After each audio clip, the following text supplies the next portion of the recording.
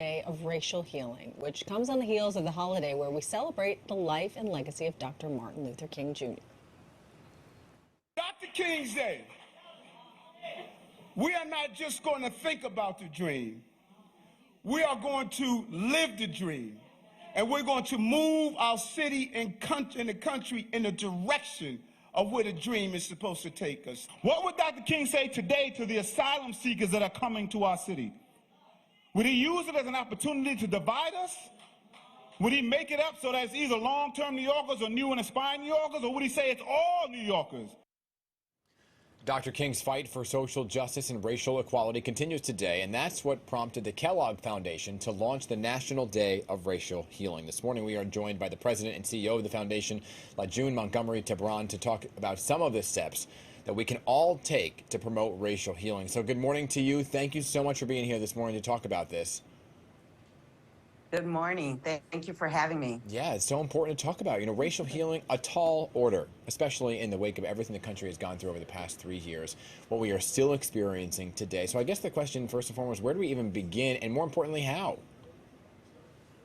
Yeah, and we believe you start with dialogue. You start with conversation. Racial healing is essential for us to ever achieve racial equity in our nation, to achieve that dream that Dr. King spoke of. So we created this day to follow MLK Day because we know that as people are inspired, they want to act, but some don't know how. And what we highlight on this day is the how every person can engage in a dialogue that can connect people, that will build trusting relationships that are required in order for us to make the type of transformation we need to make in our communities in order to allow opportunities for every family and child to thrive. Yeah, but that dialogue, those conversations, they can be really emotionally intense, which means there needs to be some sort of boundary, right? So we have a graphic here with some of the guidelines that you say need to be set before we can begin these conversations about racial healing. So let's take a look at them. So these are the conversation guidelines. Talk about them with us. Yeah, and for the most part, what we're trying to do is create a safe space for people to bring their own truths and their stories of their past. And so we want this to be a place for affirmation. We want to make sure that there is no blame, no shame, but it is about uplifting everyone's story and allowing their voice to be heard. It's a space for listening. It's a space for learning. And it's not intended to be a space where it's an us versus them conversation. It's about how do we engage everyone and affirm their past, but talk about how the harm of racism has impacted all of us. Yeah, for sure. I guess the question is who should be participating in the conversations, and should they be taking place in the workplace, at school, at home? I'm more specifically interested in the home thing. I have a child who's mixed race, so I'm looking for the advice of these kind of conversations to have in the home as well.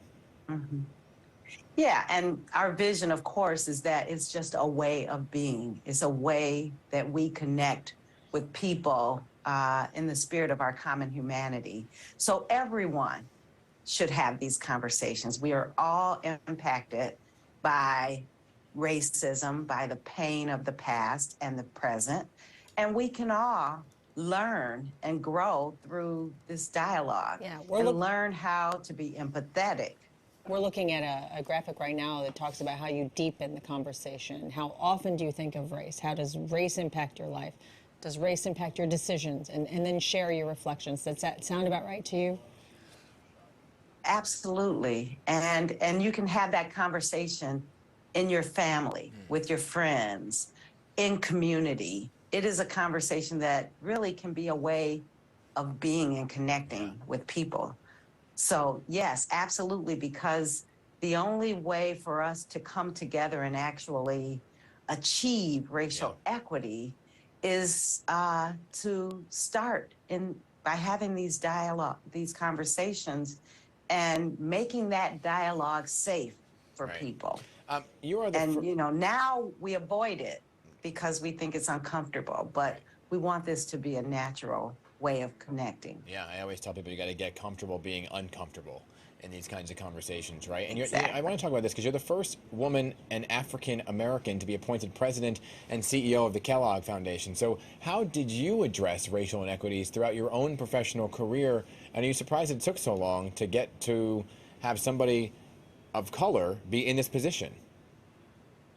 Yeah, it's been a journey, and we say that as well about these conversations. Things don't happen overnight, but the Kellogg Foundation has been on a journey towards racial equity for decades. And I've been a part of that journey because I will celebrate 36 years at the foundation soon. But in some ways, I was able to create the environment that would allow me to thrive in my role as president and CEO. And, you know, we have become a very diverse organization. Our board is 60% people of color. Our staff is 50% people of color.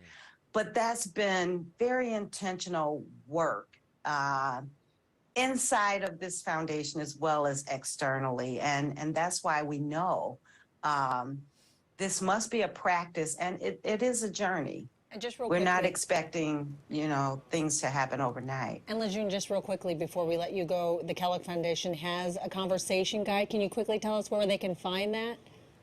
Our viewers? Absolutely. If you go to dayofracialhealing.org, that's dayofracialhealing.org, you will find the conversation guide, instructions for how to conduct these conversations, and examples of where the work is happening every day. Right. Wonderful. Lejeune Montgomery Tebron, thank you so much for taking the time to speak with us this morning. We appreciate it.